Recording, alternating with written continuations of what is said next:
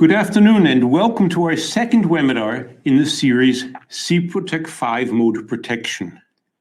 Last week, we had the live stream session for Motor Protection Basics with many hundreds of participants, and we were happy to welcome people from all over Europe and in fact from across the globe.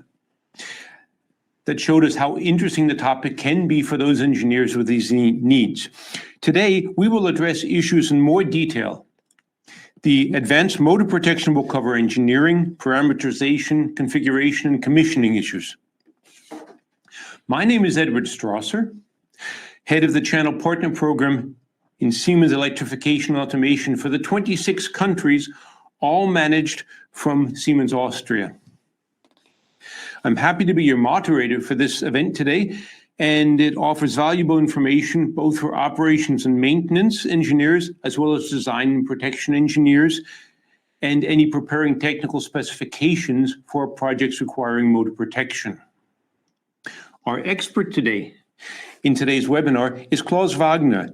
He's a specialist for motor protection for over 25 years of protection experience with SIPROTEC in various protection technologies here at Siemens.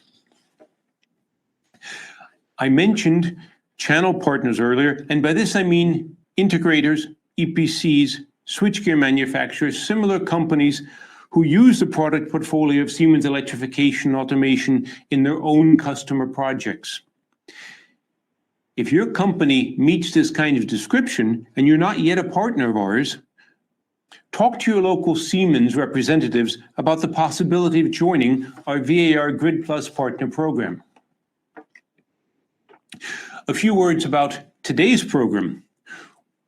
We will break the session into 3 blocks of information, about 30 minutes each, stopping to answer a few questions each time before we move on, with a total duration of about 1 hour and 45 minutes. In terms of quality of the webinar, when we rehearsed for this event, we also recorded, and we found that the quality of many parts was so good, we wanted to share them with you in the top quality to make sure everything was clear and worked well.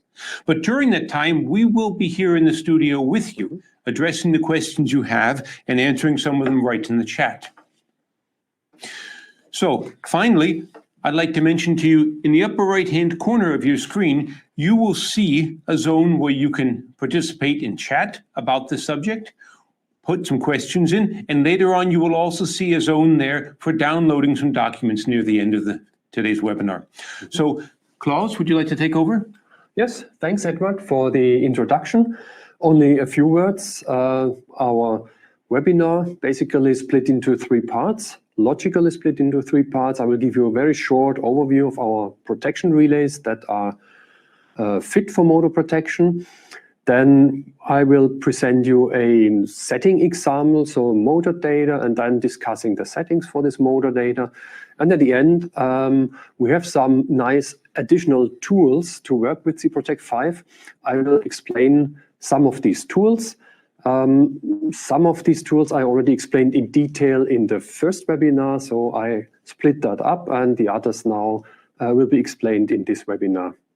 Okay, I would say, let's start. Okay, let's go. Thank you, Klaus. So, welcome to our SIPROTEC 5 Motor Protection Advanced Training. Here we go a little bit more into detail. Especially, I thought I explain you a setting example, whereas for the introduction and overview of our SIPROTEC 5 relays, we have another webinar which took already place. So if you want to listen to this, have a look there. Okay. A short overview of what we have as motor protection relays and how to use them. This is more kind of rough guideline than a very strict rule, because it depends on the situation, on the philosophy. Basically, we subdivided the motors to small, medium and large motors, not so much on the power, depending on the power of the motor, but on the application of protection functions, which we typically find for the smaller and bigger motors. So for the small motors, typically with just one current transformer, and preferably we can use here the 7SX800, the 7SK82, or the 7SX82, or optionally our modular devices, which is the 7SK85 or the 7SX85. Maybe quickly some words about the naming. So the SK, 7SK82, 85, these are dedicated motor protection relays, whereas the 7SX85 and 7SX82 we call universal relays. So it's a relay where you can put whatever function you like inside. So we have a large variety of combinations available. And also the motor protection, therefore I put them also here. The advantage could be that you have just one kind of device, the 7SX82 or 85, and you can use this device for the motor protection, but also for any other protection purpose in your field. So the idea is you have a universal device, you are more flexible, you need less devices on stock, for example. And here the small relay, the 7SX800, is also a universal relay here. Here the idea is more that we have already a lot of functions on board with only a few subdivisions or variants. So in that way we have also the possibility to put motor protection functions inside, although this is not only a motor protection relay. Good. So here the functions based on current measurement. Then if we go one step further, we have a voltage transformer, and here we can use also these devices as already explained. SK85, SX85 additionally, and here we use current and voltage measurement, so we have additionally voltage dependent protection functions. And finally, for the larger motors, we can apply a differential protection. So you see we have here a second current transformer for the differential protection. Here, however, we cannot use the 7SX800 and the 82 relays because they have just one current transformer input. Here we need to go for the modular devices SK85 or 7SX85 so that we can add one more current transformer and make the differential protection. So for the asynchronous motors, it's those relays. For the synchronous motors, I would like to mention also optionally the 7UM85, which is basically the generator protection relays. So it has much more functions, many more functions than we have here for the motor protection, but it includes also all motor protection functions. So this could be an option to use also for the synchronous motors, for example. Good, so here additionally the differential protection. So for some of our motor protection devices we have an ATEX certificate. That means they can be used for the protection of motors which are in explosive environments. For the ATEX relevant protection functions, we fulfill the SIL 1 requirements according to the IC 61508 standard.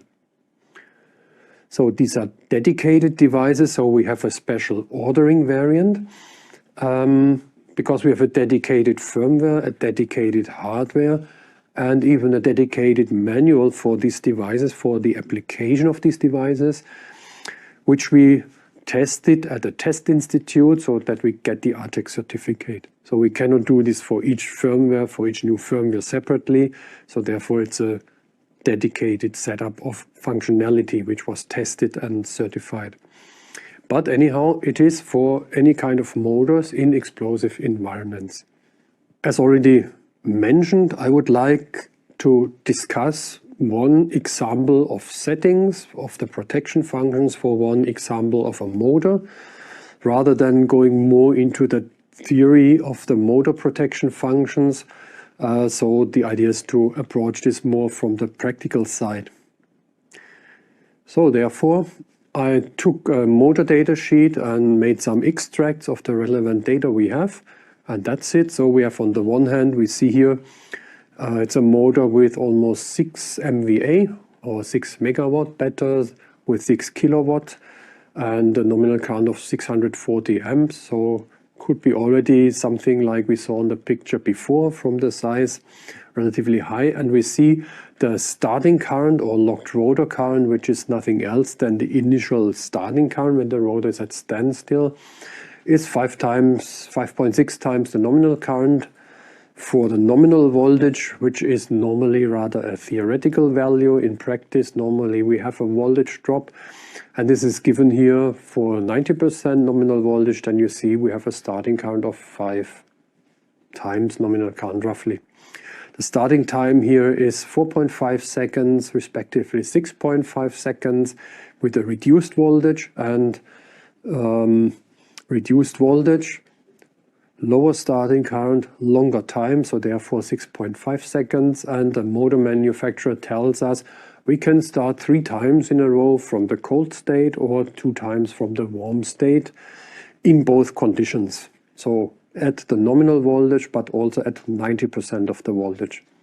So since the starting with a reduced voltage is more stress for the rotor, more heating up, you see when we start with a higher voltage, we have even some leeway, basically. So this would be the application. I use a 7SK85. At first just the overcurrent protection, and then as an option also the differential protection setting here. So we apply a second current transformer in the start point, and we have also the voltage transformer. And for a current of 640 amps, nominal current, I mean, we selected here a current transformer of 800 amps to 1 amp. So it's roughly like the nominal current, around the nominal current. Then we have a second information, a diagram here, these curves. We see here running motor and locked rotor. So the running motor is more the thermal curve for the stator, and here this is more for the startup. So here we have more the problem on the rotor side with the temperature, with the heat. And you see we have here 2 curves with a cold and with a warm state of the motor here. And what we can read from this diagram, if we don't have these as figures, so we have to go there and read, and then we find out this distance here is 1.13. And additionally, we get the information for the time constant of the motor, especially of the stator here. And we see here we have basically 2 time constants, the short-term load variation time constant and the long-term load variation time constant, or we can also say copper and iron time constant. So for the rotor thermal function, we need the longer one, so the long-term load variation. And then we have a second value here. This is when the rotor is at standstill, then the heat without ventilation gets out much slower out of the motor, so therefore I have a longer time constant. So what we can get here is the starting time behavior supervision, what we finally have. Here I can read any kind of pairs of values, and here it's rather uncomfortable along this line because I have somewhere always a gap to the other line here for the y-axis.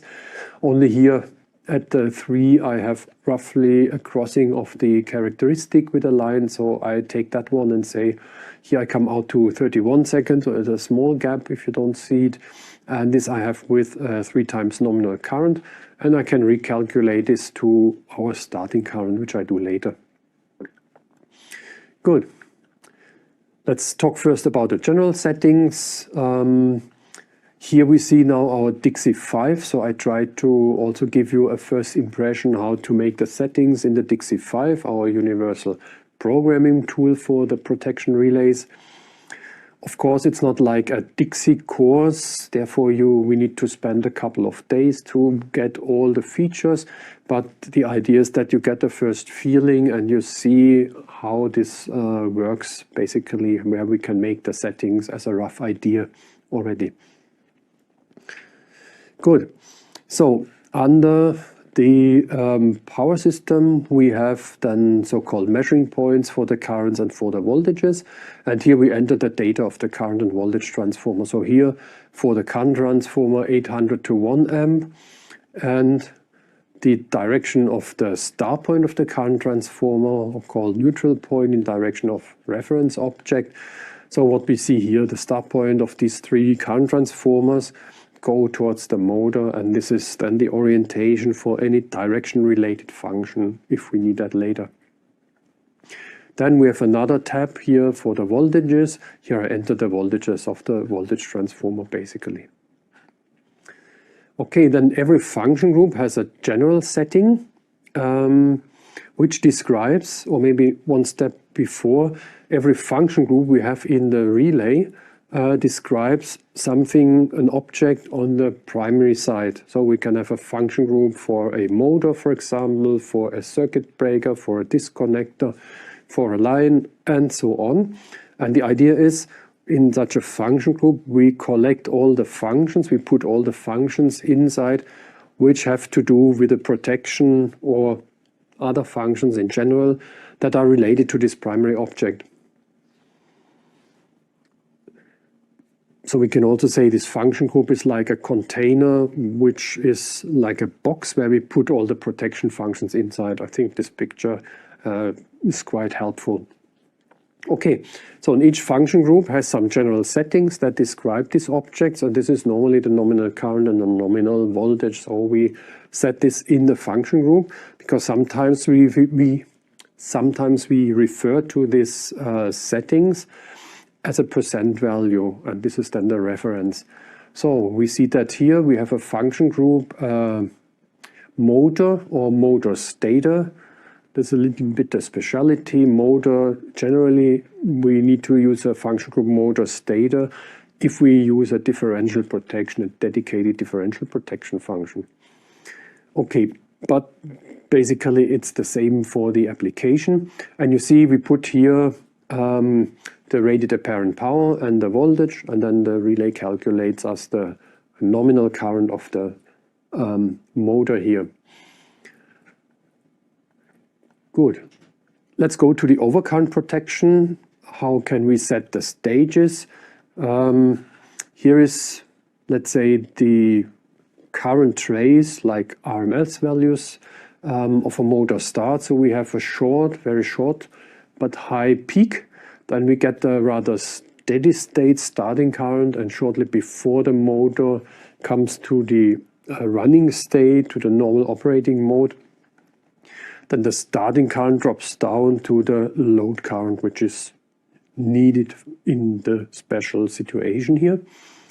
And with the overcurrent protection, we cannot distinguish in which phase the motor is. So if we want to have a fast tripping stage, we need to place this over this peak value, and this is what I indicated here.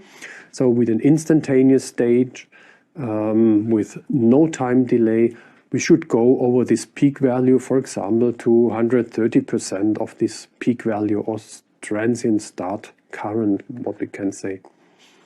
This is a relatively high value. So the idea is I take a second stage, which I can put much lower, lower than this peak value. However, then I need to be careful with the tripping time so that I don't trip with this peak current. So I need to have a small time delay here that this peak current does not trip this stage here. And here we can set 120%, for example, of the starting time, and we need a certain delay here. The delay and also the level here of the setting of the other stage we can test out during the commissioning of the motor. We can make some fault records and then see how big is this peak really in the reality, and then adapt our stage. And also here this time, we can say how long is the time between or for this peak here, and adapting also our delay time here accordingly. Then we see here two more things. Here we recommend to use an RMS value. Why? Because we go on this peak value. It's a relatively high value, and we want that so if we have a short circuit which should be above this value. It should be, or let's say there's one effect that works against this, and this is the current transformer saturation. With an RMS value, we get more of the current out than with a filtered value. So to work against possible current transformer saturation, it makes sense to use the RMS value. Here, on the other hand, we want to get more close to that starting current here. With a filtered current, we eliminate some disturbing, let's say, current, which can come from a DC component. Therefore, we filter this out better. Therefore, here the idea is to use the fundamental measurement, so the first harmonic basically. Okay, if we take our values, then calculate this here, then we see we have here 9,318 amps with no time delay, and for the other stage we come then to 4,300 amps, and we apply first 100 milliseconds as a time delay. How to make the settings? So we go into our function group motor or motor stator. Then we find here the function for the overcurrent protection. If we double click there, then we get the stages. So they are all one below the other.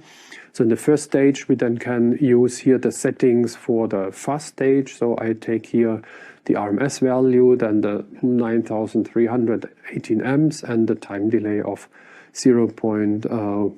no time delay, sorry. And in the second stage there, we have the time delay with this 100 milliseconds, and we have the lower value with the 4,300 amps, and we use the fundamental component for the evaluation. If we want to make an even better protection than this relatively simple overcurrent protection, then we can go for differential protection. Here we can set basically two stages. The sensitive stage, you see the threshold is relatively low, much lower than the normal nominal current of the motor. A good starting point would be 20% of the nominal current, and we don't need a time delay. And you see we have now two advantages, a very sensitive stage and a very fast stage, the combination here. And if we want to make an even faster tripping on high currents, we can apply here our fast differential tripping stage, which we recommend to put across above the starting current, and also have a time delay of 0. Why there? Because we have a lot of stabilization in the sensitive stage, for example, against current transformer saturation. We see this later, which is not there in the fast stage, and for this reason it is the fast stage. So it's a good subdivision of the jobs, we can say. So here we are sensitive and stable, here we are fast on the other hand and not so stable, therefore we have to go up with the threshold. Again, you can test this out during the motor starts, during commissioning, and if you see, okay, there is no problem if I reduce the fast stage, then you can also try to do that and leave it. Okay, these are the tripping characteristics, the sensitive or the normal one, and the fast stage here, the dashed line. And yeah, basically if you don't have any specific ideas about the setting, the rule is leave the standard settings, they are tested, and it's a compromise between sensitivity and of course stability against overfunction, against wrong trippings. This is what we want to avoid. Therefore, these settings here, maybe just one word for warning. If you come from the SIPROTEC 4 world, there the differential protection, the characteristic had other values because the calculation of the stabilizing current was done in a different way. So here the stabilizing current is the maximum of all amplitudes on all the sides. So for the motor we have just two sides normally. Whereas in SIPROTEC 4 it was the sum of all amplitudes or absolute values. So there is a difference, and therefore if you copy just the settings from the SIPROTEC 4 here, then you will get a tripping characteristic which is much flatter and much too sensitive. So it goes into the direction of an overfunction. Okay, so the settings for the differential protection you find here in the function differential protection. And basically here we have the standard settings. And for the fast stage, so this is for the sensitive stage, and for the fast stage, we have to adapt the threshold. So here I set it on the maximum starting current value, basically. And in each case, no time delay, because we want to be fast here. Then for the sensitive stage, we have one more add-on, especially for motors, because motors can have a longer startup phase with an elevated current level. That means this can be also risky for the current transformers, and therefore we have optionally the possibility to raise the tripping characteristics, or just the sensitive one here, during the starting phase of a motor. This we can do with this additional block here of settings, the starting detection. And we have here on the one hand a threshold where we say if the current drops below this threshold, we say okay, we go to the standstill mode. And in that moment we already increase the tripping characteristics, so that when we switch on the motor, then it's already right from the beginning less sensitive. Then we have a factor here, typically the factor 2. That means we raise the characteristic by this factor for the time we see here. And now you see, that's a little bit a philosophical question. If you want to use that value or just the starting time, the regular starting time of the motor.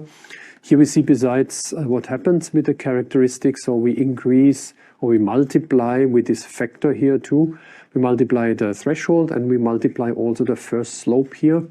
And the second slope is far away, so this remains as it is. So we get this green characteristic here. And now the question is, what happens if I have a heavy start situation because, for example, the voltage is quite low during the start, so we know then the torque drops down, so I have a longer start.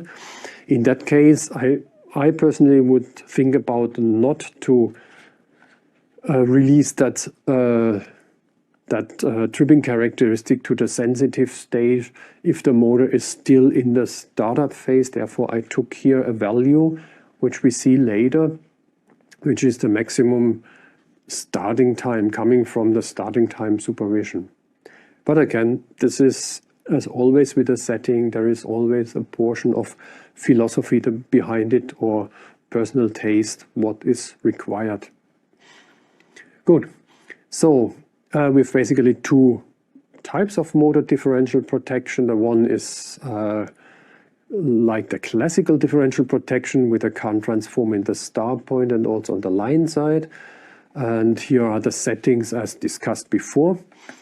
For the motor protection, we often have a variant where we use here a window type current transformer for each phase current, where we bring the current in one direction which goes to the motor, and we go back in the other direction, so that both currents in the normal situation cancel out each other. That means we make the differential current in the current transformer itself. Therefore, we have here just an overcurrent protection function that looks on this differential current coming out on the secondary of this window type CT. Here you can also start with a threshold of 20%, make some startups of the motor and see what really is measured by the relay or by the whole measuring chain, so the current transformer plus relay. And then you see if you have a very, very small value always, then you could think about also to reduce this threshold maybe to 10% or so. Now let's come to the overload protection. First, let's talk about the stator overload protection. So here you see how a motor is mounted. We have here the rotor and here the stator, and we have protection functions for both of them separately. So let's first have a look. Here's also a stator, a larger stator here. Let's have a look on that. So we talk about the stator, and we have here a thermal overload protection, which is our universal thermal overload protection. That means The same function we apply also for a transformer protection, for example, or for the generator or any other dedicated objects. Behind this stands a temperature model. There is even an IEC standard for that, which is a single body model. That means we have a thermal capacitance and a thermal resistance. And it's like an equivalent circuit for currents and voltages. And if you know that, you can also calculate immediately with the quantities that are related to the temperature. So instead of a current source here, we have a power source. This is the thermal capacitance. So we don't have a voltage here across this capacitor, but it's a temperature difference. And here the resistor. And here we have a voltage source, which is basically a temperature difference source. So if the ambient temperature is different, we need to use this additional source here to describe that situation. And this can be also negative value. And we have a reference temperature here, which is normally 40 degrees. Okay, and that should it be for the theory, basically. So with some math, we come to a solution. So we have some description of the temperature behavior, and this is first in per unit values, and we have we have an E function here. If I have a jump in the current, then I will get another end temperature after some time. This would be then here the θ2, and the momentary temperature follows this E curve from the original temperature θ1 to θ2, like an E function basically. The end temperature we can calculate with this formula. So it's the current, the actual flowing current, divided by the maximum allowed current to the square. So this is a relatively important relation. So the temperature which is calculated is proportional to the square of the current ratios. And if there is an elevated ambient temperature, this is added automatically. Not automatically, it's added on top of the temperature. And we trip when the maximum temperature is reached. And since we use standardized values, this is 1. Okay. So on the reaction on a temperature change can be either the temperature on a current change, can be either the change of the temperature going up or going down. Basically, it's the same description mathematically. The summary of all that, for the maximum current, which is described by a K factor, K times IN, we reach the maximum temperature, which is 1. And then we need to make the tripping, to give the tripping command. All the values we see in that function, also on the screen, are dimensionless values. In reality, we see percent values, but it's like a fraction. And to define the behavior, we need just a few inputs to tune the model to the real existing motor. This is the nominal current of the motor, the permissible overload factor, so this K times IN, and the time constant, the thermal time constant for the whole thing. The time constant describes basically how fast we move from one temperature point to the other one. With a high time constant, we are very slow. With a very small time constant, we are very fast to go up there. And the time constant, if you don't know it, you can directly draw on such a curve. You take the inclination here on the starting point, and then when you reach the end temperature with a straight, then you go down, and then the time difference is equivalent to the time constant. Okay, we have a permanent thermal image here with this function. And the advantage here is that knowing the starting point, if we have an excess current and therefore we will overshoot the maximum temperature. So knowing the starting point, calculating this all the time, tracing the currents, we can react in a proper way. So if we have already a high temperature level, then the time to trip from here is faster than if we start from somewhere below. Or if the motor is switched off, then we are maybe around 0. So we have a longer time until we need to give the tripping command. That means there is time that the situation settles down and we do not come even close to the maximum temperature here. I put here the formula for the calculation of these tripping times. So if you're interested, this is the preload current that must flow for a long time so that the temperature is corresponding to this current, so steady state situation.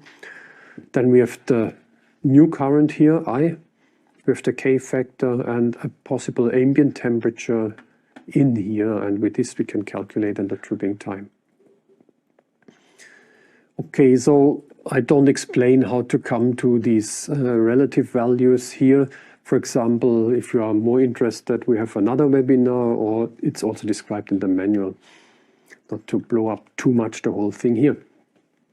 Okay, so settings for the stator overload protection. We have the K factor here, which we find by measuring this value here, so the distance here from the y-axis.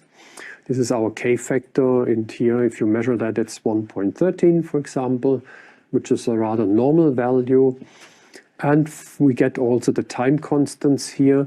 So here we need more the long-term time constant, and another one is the time constant when the motor is at standstill. Then we have a less airflow normally, in that case at least.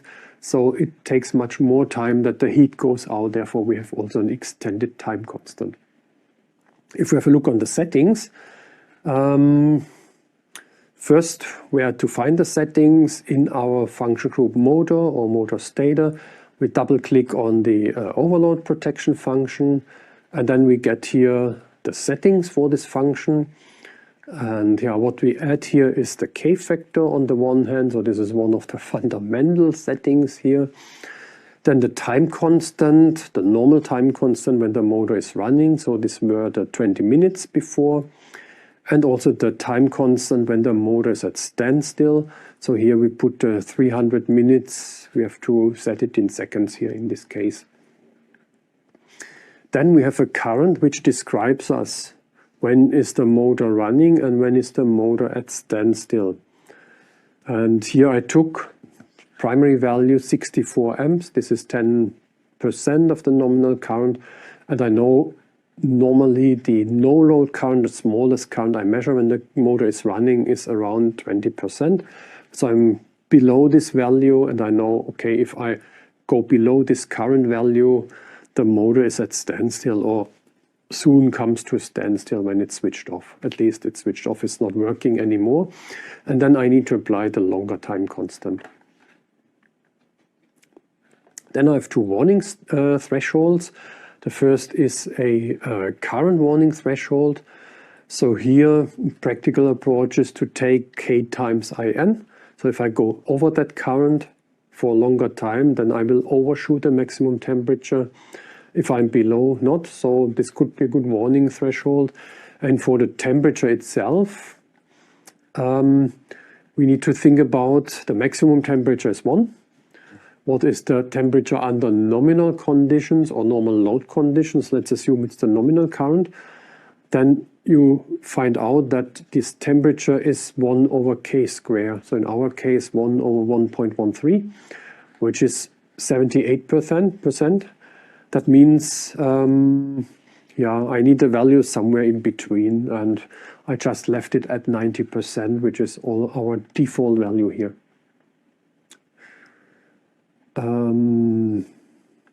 What else is here? Yeah, the dropout threshold.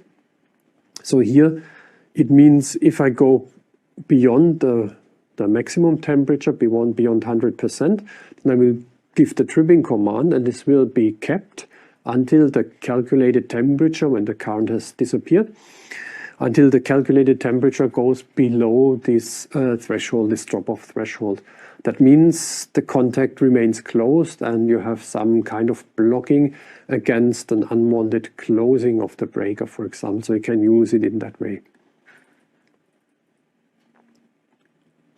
Then we have the option to store the thermal replica in case the auxiliary power fails in the relay, I recommend to switch this on all the times, because in such a case, think about you have 85%, for example, and you have a small outage of the auxiliary power for whatever reason, then without the storing, you would start with 0. So you have a big gap between reality and the starting point in the thermal image.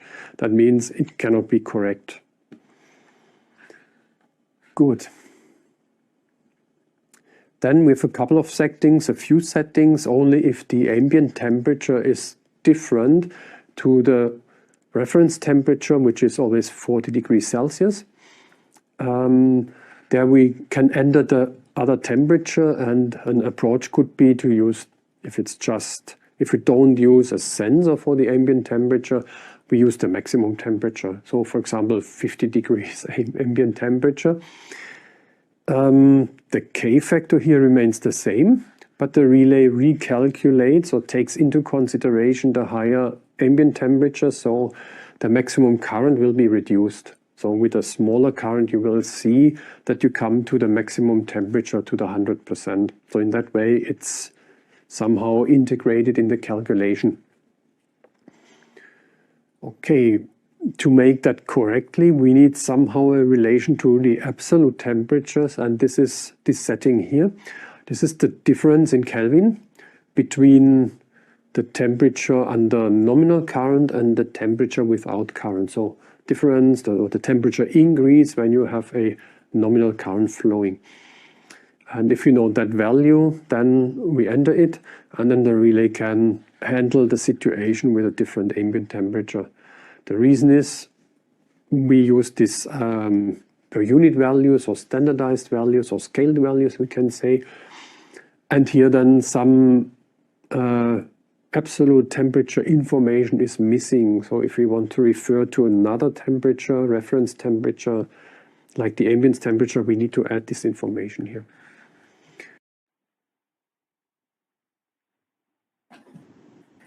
Okay, thank you, Klaus. So this was the first part of what we wanted to talk to you about.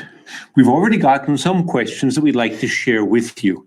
Thank you for all the questions that have been coming in. The first one, will this webinar be recorded? And the answer to that is yes, very clearly. This live stream session is being recorded so that we can offer it for viewing for additional participants later on demand. Just use the same registration link you used for today's session, and you can view it again or share it with your colleagues and customers. So let's look at the first question, Klaus. The question is, when should I select 7SK82 and 7SK85 for motor protection applications, and when can the 7SX800 work, and why? Yeah, the 7SX800 is the smallest motor protection device as regards the binary inputs and outputs. If you compare all the functions for motor protection, they are quite similar, all the devices, with one or two exceptions. One exception is that the SX800 and the 7SK82, they both cannot be used for a differential protection because there's no way to add a second current transformer. So if you want a differential protection, you need to go for the 7SK85 or for the 7SX85, which is the universal relay, which can have exactly the same functions as the 7SK85. And the other bundle of functionality, which is not in the 7SX800 and the 7SK82, are the protection functions for synchronous motors. So this is basically the out-of-step protection function, the under-excitation protection function, and in the 7SK85 we build in also the rotor ground fault protection. I think that's the difference between those. So if you have small applications for small motors where you have just current inputs, then use please, or you can go for the 7SX800, depending on how many IOs you need. Then the next step is the 7SK82 or 7SX82, where you have more IOs. And then the next step is the 85 relays, SX, SK85, or even the 7UM85, where you have a large variety and flexibility and the possibility to add many binary inputs and outputs. Okay, Klaus, another question came in. It's probably having to do with existing systems that are being retrofitted with motor protection. What protocols do these devices speak? Yeah, so the devices speak first IC 61850, which is, let's say, not the standard, the big standard maybe for the industry, but the big standard for all the utilities. Then the Modbus TCP. Here we recently added the client functionality. That means you can also connect sensors from the field directly to the motor protection or to the SIPROTEC 5 protection relays in general. Then we have Profinet IO, DNP3 and IC 104 for the Ethernet protocols. And if you talk about the serial protocols, we also have them. That's the IC 103 protocol, Modbus RTU, and also a DNP3 protocol. I hope there's no test at the end of this. I won't get all that. Sorry, again, no, it's not tested. I also wrote it down here, to be honest, because I did not want to miss one of these protocols. Okay. LW asked us, I have a motor differential application with 2 feeders, and there are 3 measuring points needed. Klaus, can you take over that? Yeah. I guess you have somehow 2 infeeds to the motor, like we can have for a transformer, for example. Then I see 3 measuring points, and we can handle that very simple. That means you saw for the differential, we have 2 sides for getting the currents, and in one side you can add 2 currents, and from the other side, in the start point, you have the other current. So in total 2 sides, and it's a very common and simple topology we can handle. Because the motor diff protection is, I don't remember if I mentioned it in the video, but it is basically like the transformer differential protection simplified, because not everything is needed there. Okay, PS sent us a question. For the stages first and second parameters, how do we use that? We're not really sure. If you are PS and you put that question in, could you give us a little bit more of an idea of what that is you're asking us, so we can come back and give you a good answer? Yeah, so the relation to, so which settings you really mean? I saw it was during the diff protection, but I could not get really the connection, which settings or parameters you are referring to. So maybe you can give us another hint there, please. And there was one other question that came up just simply about SIPROTEC 5 as a family. I'd like to mention before we go back to the next part of our webinar today, if you're not fully familiar with our SIPROTEC 5 portfolio, please feel free to take a look at the beginning of the first session of the motor protection, because there Klaus showed us the portfolio and the applications and why some of the design parameters are there for SIPROTEC 5. So with the same registration link, you can select to watch the first webinar in the series, and there in the first 5 or so minutes, you get a good introduction about the SIPROTEC 5 family. Yeah, and especially the benefits we see for SIPROTEC 5 as a system, as a total. So it's not only for the motor protection, it's embedded in the whole family, and there we have some nice system features, I would say. Okay, Klaus, shall we move on? Yeah, okay. Okay. Let's go on. Thank you. See you soon. Let's have a look on the motor monitor function. Before we go to the temperature calculation for the rotor. The motor monitor I explained in detail in the first webinar, where we talked about the overview of the protection functions. Therefore, I just put it here again. And maybe some words. We have this state detection, or the state model we use, because some protection functions are dependent on the state, or we can also say they are active only for a certain state. And there we have 3 of them. The first is the restart inhibit function, which is active only when the motor is at standstill. The reason is this is a function that prevents against the starting of the motor too early. So if we have too many starts in a row with too less time, then this function forces us to wait until we restart the motor. And therefore it's active when the motor is at standstill, because only then we can switch on the motor and then it's relevant. So if the motor is starting up, we have the starting time supervision to monitor a too long start. And when the motor is running, we have the load jam protection. And only there, because if this was active all the time, we would probably trip with this function with the starting current. This is what we need to avoid. So therefore this goes active only when the motor leaves the starting state and remains or comes to the running state. Here are the conditions, how we come from one state to the other one. I shortly explained them in the other webinar, so if you're interested, go and have a look there or have a look in the manual. So let's have a look on the settings for this motor monitor. We get the settings if we click here on the function motor monitor, and you see we have just a couple of settings here. The first one is the starting current of the motor. So you should put this somewhere between the load current and the minimum starting current with a reduced voltage.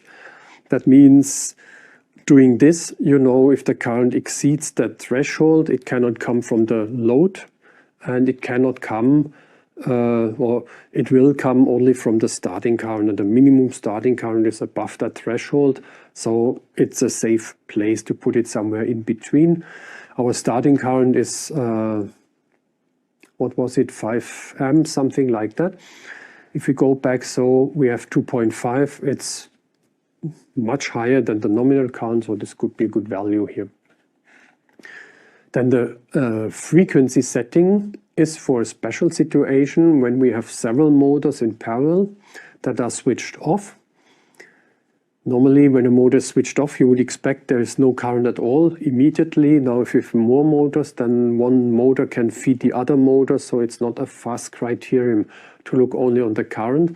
But looking on the frequency, this criterion is much faster because the frequency drops down immediately from the grid frequency to the frequency of the rotor, and then it collapses or go down fast, because the rotor must maintain the own driven machine and also feed the power for the other motors.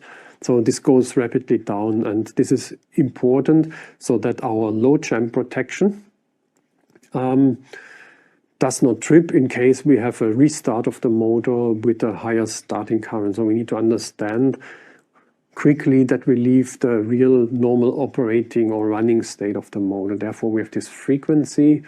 And here it is rather low, the setting, the standard setting. So if you know your grid frequency normally never drops below 49.5 Hertz or 59.5 Hertz, depending where you are. Then you can set that value, so you have even a faster reaction here. Then we have a current threshold that indicates that a motor is restarted again. So normally the restart current is relatively high immediately, even if you have a short voltage interruption. Here we put another setting additionally to the circuit breaker open threshold. So the circuit breaker open threshold is to detect that the circuit breaker is open. We use this to go to the standstill, and here with another value to say, okay, the motor is starting. I set this to 15% here because a motor that is running without load has already 20% around that value. So I'm below. So, or the other way around, if I have a value that is higher than this 15%, I can be sure the motor is running. And finally, we have a time delay from the slowdown state to the standstill state. Here the idea is, if I have a switch over on the bus bar, fast bus bar transfer, or a normal bus bar transfer, I want to stay in this slowdown state as an intermediate state so that I can correctly detect a restart. If I stay not long enough in this slowdown state and I go to the standstill state, then this restart inhibit function will become active, and this will then trip the circuit breaker. So this needs to be avoided. Therefore, this time should be longer than the switch over procedure from the bus bars. Okay, let's come to the rotor. Here we have two functions: protection against a too long start or locked rotor, and the restart inhibit function against too many starts in a row. Therefore, first we have to talk about a thermal model. Again, we use the same model also for the rotor, but with different parameters. So we have two models running in parallel with different temperatures normally, one for the stator, one for the rotor.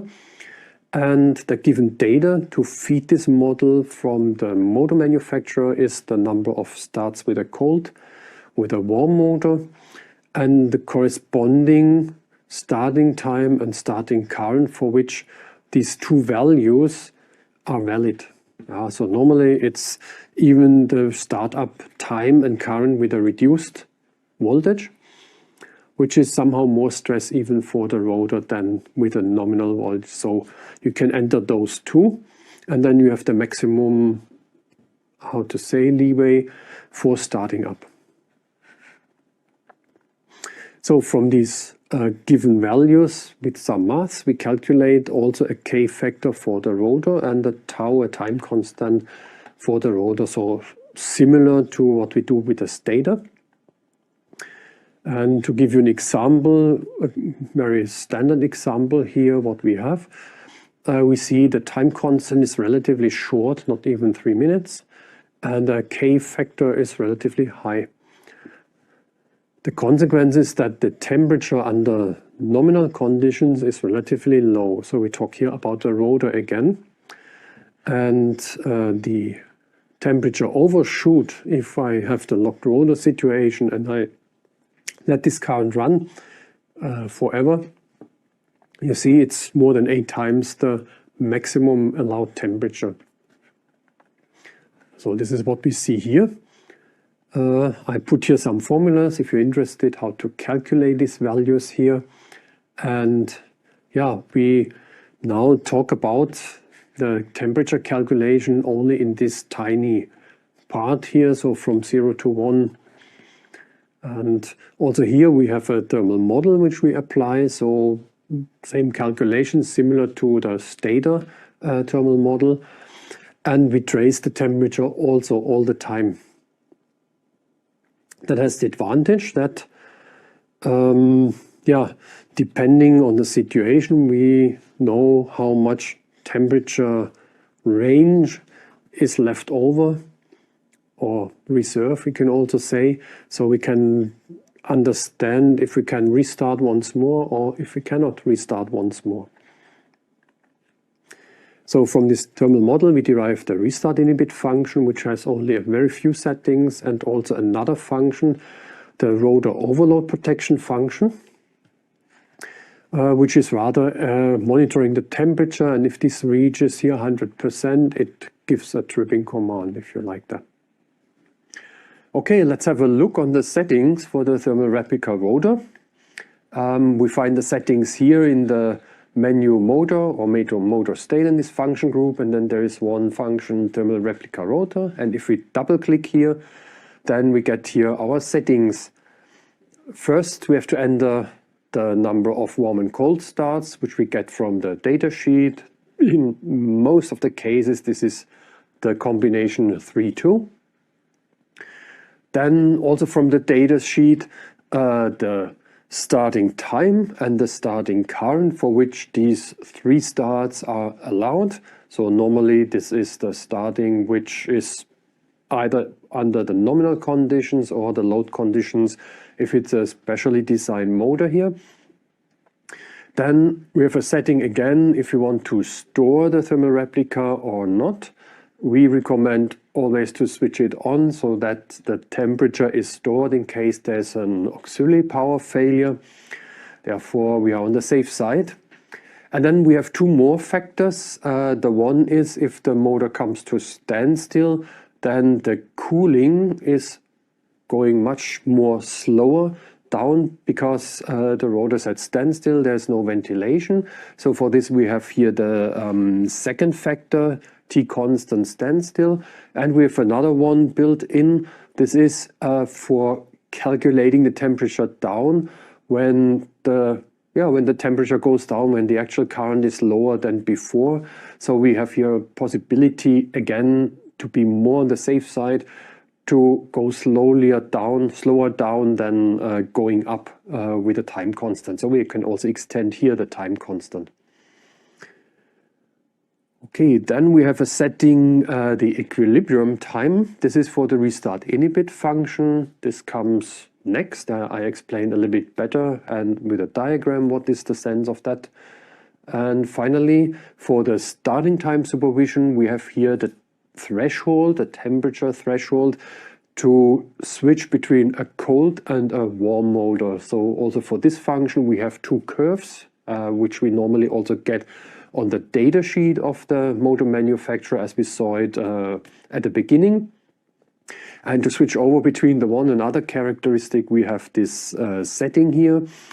We learned that our nominal temperature of the rotor is around 35%. I mentioned that before. This comes out of the calculations which we had on this sheet there on this slide. And now there is a compromise between 0 and 35, so somewhere in between that's a switch over, and we should not do this exactly at 35%, because then if we are at 33% or 34%, we would still have the cold motor situation and the longer starting time. So it's a good compromise to go somewhere in between, so to 20 or 25%. If we go further down, we are more on the safe side. If we go further up, we are more a little bit on the challenging side, let's say. Okay, so now from these settings, we have the restart inhibit function deriving from this thermal model. Here we have only a few settings, as you can see on the slides. The first one is a little bit special. It's called automatic restart inhibit. That means if I set this to yes, then I do not produce only, or the function does not produce only this restart inhibit signal to block a closing command externally. Automatic means if we use the internal control function of the SIPROTEC 5, it prevents the closing command and it keeps the tripping command. So it really, so you open the motor, and at that moment it keeps the tripping command closed. It trips the motor basically. If you don't want that behavior, then you set this to no.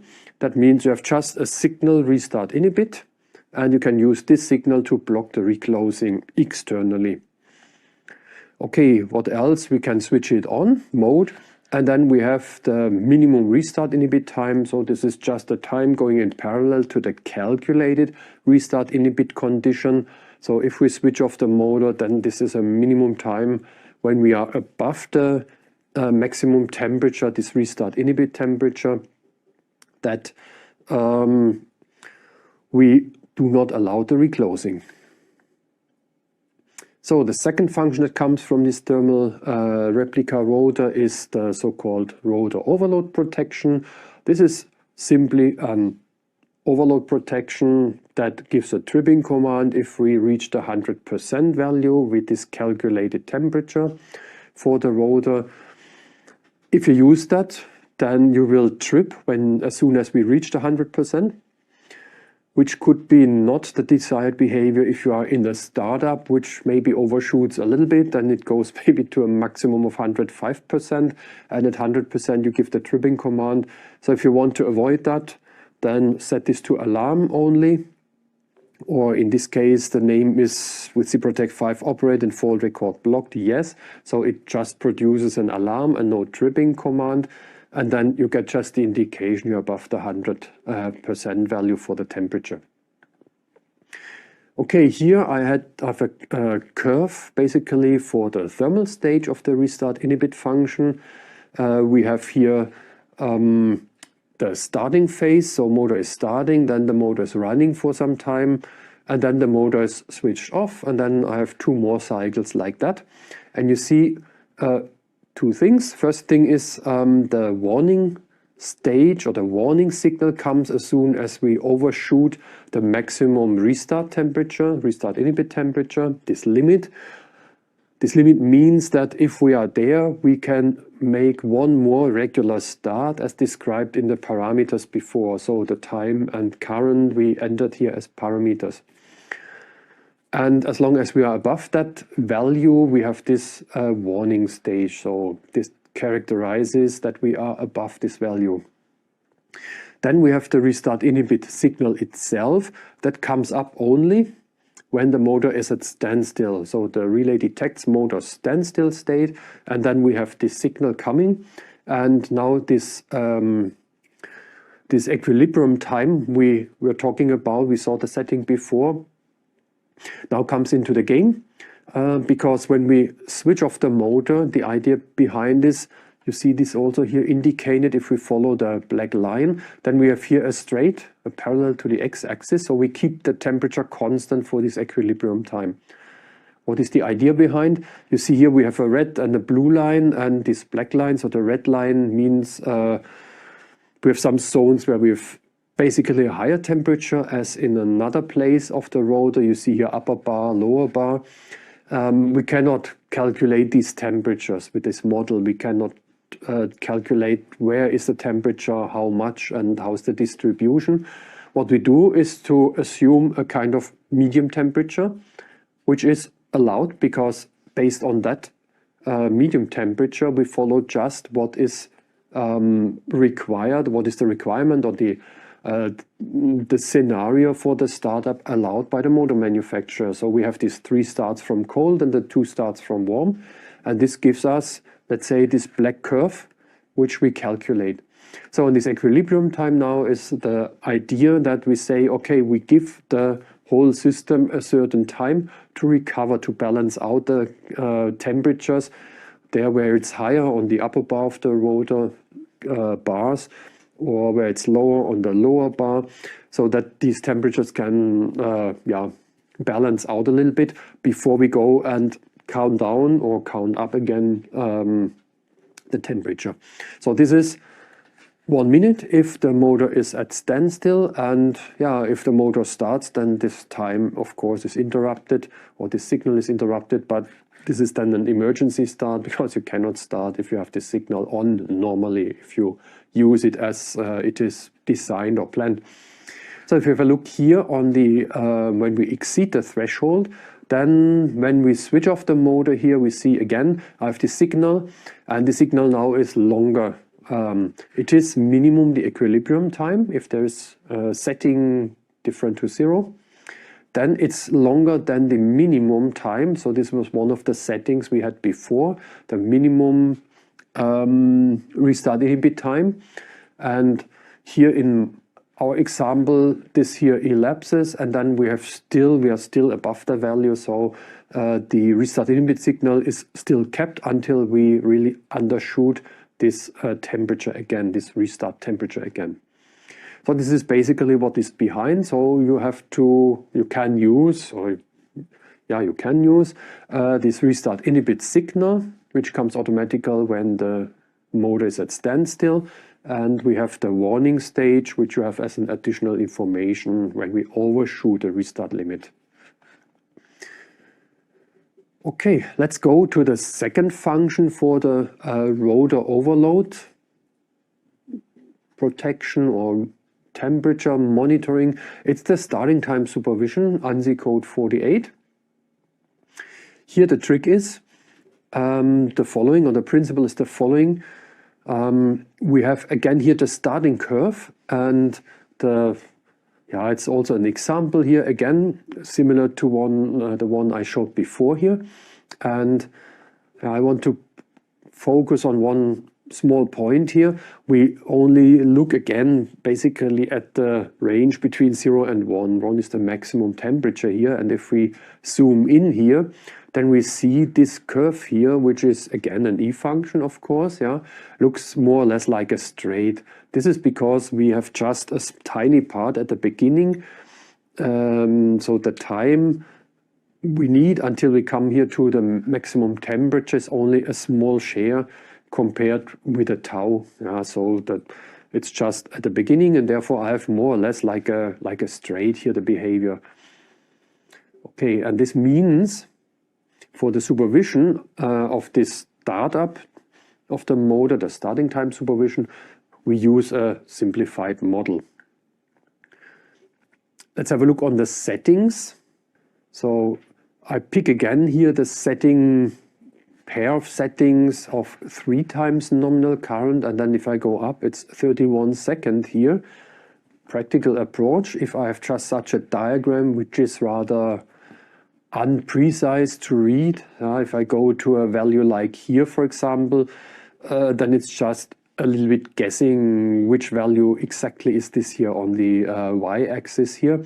Therefore, the idea is I search me a point where the curve here really cuts one of these lines so that I get a more precise value, and therefore I've here this couple 3 and 31 seconds.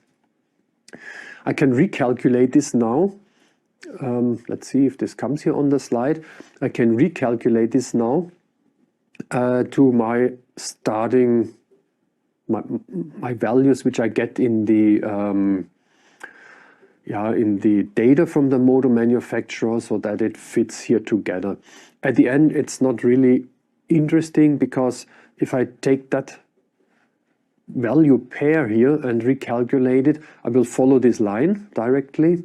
On the one hand here in the function, on the other hand, also if you compare the times and currents in the data sheet of the motor, this again follows exactly such a line here. This is what we see, what we see here, but this follows also, we follow also this line in our protection function. So this goes really in the same way. Therefore, I can make that recalculation. I would recommend it, because then you make the correct settings according to the starting current, which is really as a given data, and not, you don't take this one here. Maybe someone could be confused if you enter these values instead of the real starting current. At the end, it comes out to the same value. Okay, how to do that? In reality, in the data sheet, I have the starting current of 5 times nominal current, and we can now calculate the starting time, the corresponding starting time here, which corresponds to the 31 seconds, by taking the starting time of the, so I take here the starting time of the 3 times nominal current, the 31 seconds, and then I multiply this with the ratio of the current, so the 3 amp current divided by the 5.01 to the square, as you see here in the equation. And then I get a time, which is of course shorter because the denominator is bigger. That means I go down this line here, and then I'm at this point here, and if I make that calculation, I come to 11 seconds. So this here would be 11 seconds. And the same I can do for the warm characteristic, warm motor starting characteristic. So I take the 20.5 seconds, and then I come to 7.4 seconds. Good.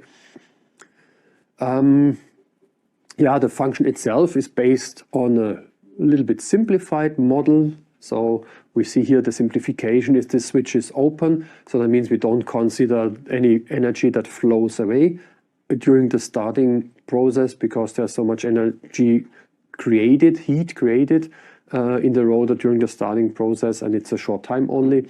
So we can neglect that. So we don't have the E-curve really. I have more like a straight.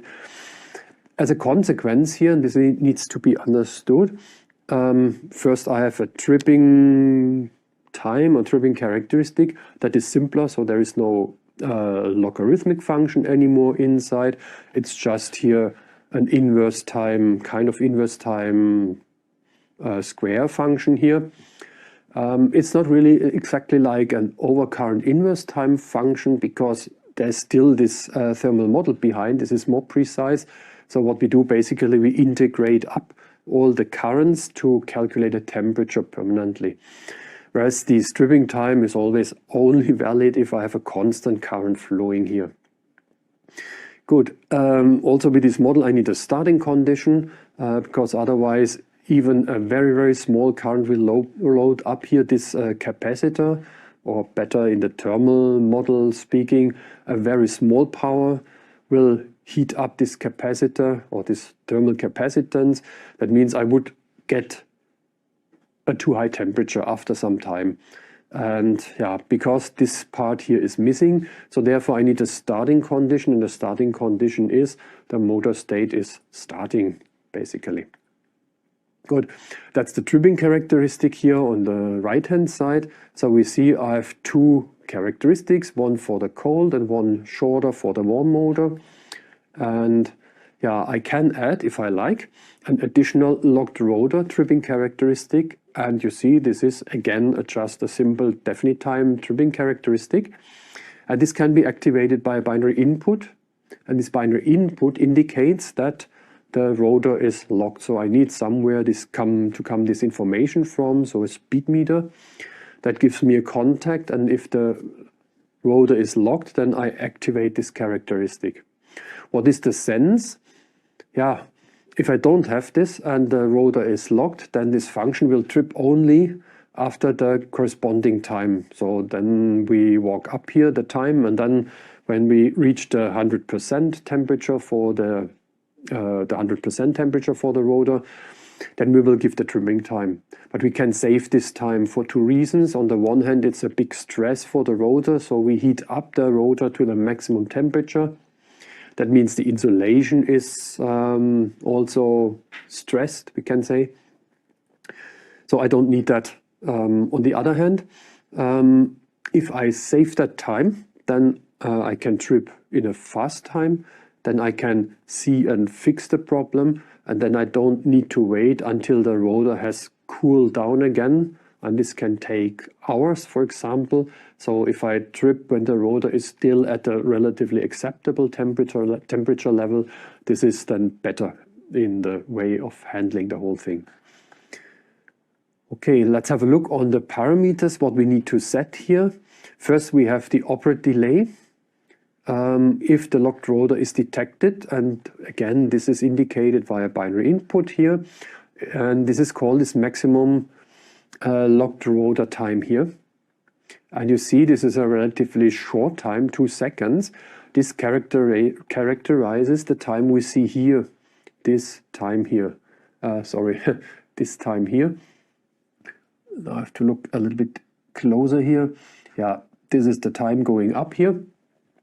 Yeah, therefore it's not the time especially which we get when we go up the curve here for a certain current, which could be misunderstood because it's called maximum locked rotor time. This could be the maximum time the motor can withstand with a locked rotor. Here the meaning is the maximum time I would allow the motor to stay with a locked rotor before I trip. So the idea is I give maybe a couple of seconds to the motor in that locked rotor state still. First, because I need maybe some time to detect that it's a locked rotor. And then second, there might be maybe the chance, depending on what is behind that, maybe there is a locked rotor situation for a short time, and then the motor starts nevertheless. So then I would not need to trip the motor. So therefore, maximum locked rotor time in the way, this is what I allow the motor to stay in this locked rotor phase in that case. Okay, then from the data sheet here, I have the maximum starting time for the cold motor here. What do I allow here? Basically, I can use the maximum locked rotor time. I did it here, and I took it a little bit shorter than this maximum locked rotor time for the cold motor. And now in this case, the maximum locked rotor time here, the meaning is it's really what the motor can withstand before there's a damage of the rotor. So I took a little bit a smaller value because my starting time is far away from this 11 seconds, so I could say I go a little bit further down. From the data sheet, my maximum time from the warm state is 7.4 seconds. And now if I compare this with the standard starting time, which is 4.5 seconds, if I go down here, I have just a very small leeway to allow a little bit a longer start. So here I decided to say, no, I take the full time, the 7.4 seconds. So I really try to go really to the limits of the temperature here. But again, these settings depend really on the situation, how long the motor starts, how long is the locked rotor time. So basically, if the locked rotor time, the maximum locked rotor time, what you have here in these characteristics, is if this is much longer than your starting time, you can be a little bit more generous. If it's very close, then you have to think, what do you want to allow for the start? I mean, if you start and you are at 90% of the speed, for example, and then your setting here is too small and you trip, then you have not won anything. So maybe it's better than to go to the limits in these extreme cases.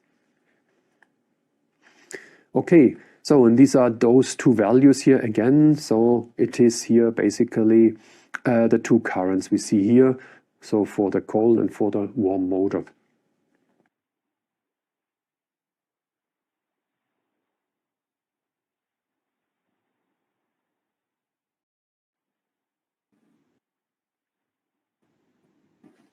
Okay, Klaus, we've gotten quite a lot of questions again, and for you in the audience, we have picked a number of them to share with you to immediately answer. The first one, Klaus, you did not mention anything about CT requirements. What are they? Yeah, this was due to the fact that I didn't want to extend it again more the video, the presentation. So you find them in the manual at the end. Basically, it is that the current transformer should not saturate during the starting of the motor. I've also a little bit an older webinar, which I made roughly 2 years ago. There I give some examples for the calculation of current transformer. So if you're interested in that, maybe you can go back to the other webinar, the older one that's explained. Okay, and for this and other questions like it, by the way, when you get the download of the presentation that Klaus shared with us today, you'll see his contact email at the very end if you have specific questions later. Exactly. Download. We have also the motor application guide, which you get as a download link later. And also there is some calculation example for the current transformer dimensioning, if you like. Okay. Klaus, the next question we have, which temperature sensors can be connected to the 7SK82? That's the non-modular version of the SIPROTEC 5. Exactly. There you have the option to add a temperature card when you order the relay. So you cannot attach anything later for these non-modular devices. So you need to order it directly from the beginning.